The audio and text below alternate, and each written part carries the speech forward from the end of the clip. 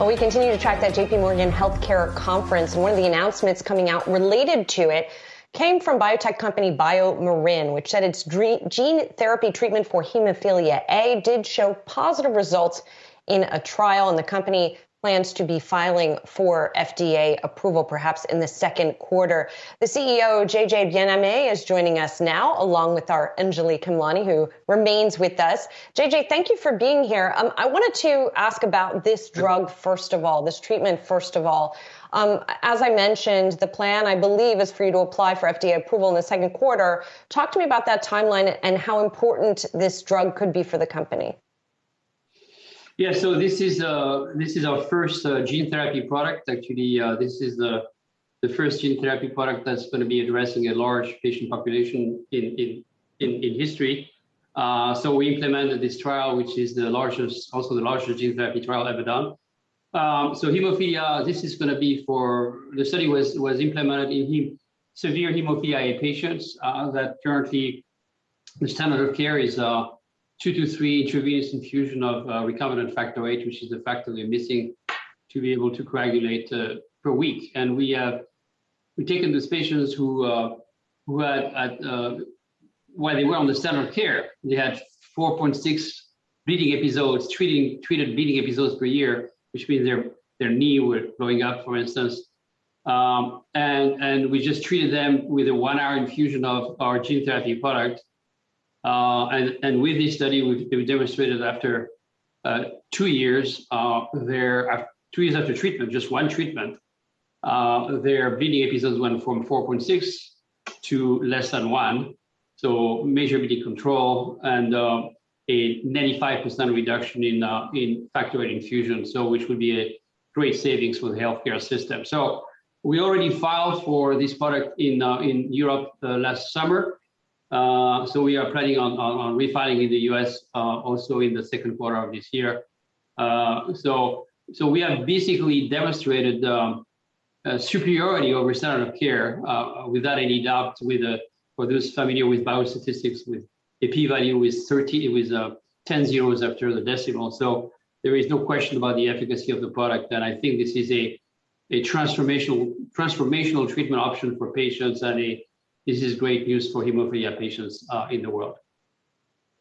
JJ, I want to ask you about really looking broadly at the industry. You're clearly well positioned. Gene therapy is really the huge hot thing this year that everyone's looking forward to. How do you plan to leverage that, especially as competition grows in the space, your experience already in it? Yes. So again, we already also have a gene therapy manufacturing facility, which we believe is ahead of most of our competition, state of the art, which was already validated by the European authorities.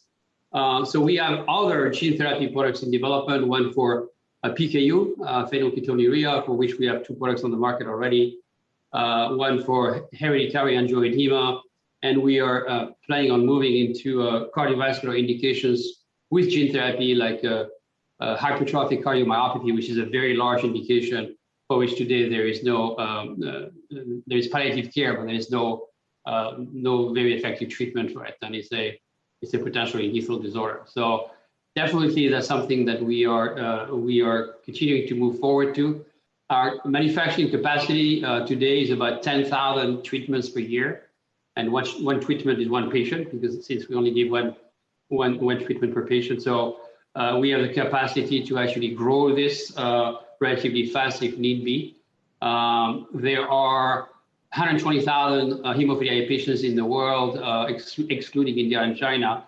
About 60% of them have severe hemophilia A, which is our target population. So for us, it's a relatively large market compared to what we've been dealing so far. Our revenues in 2021 are going to be around $1.8 billion.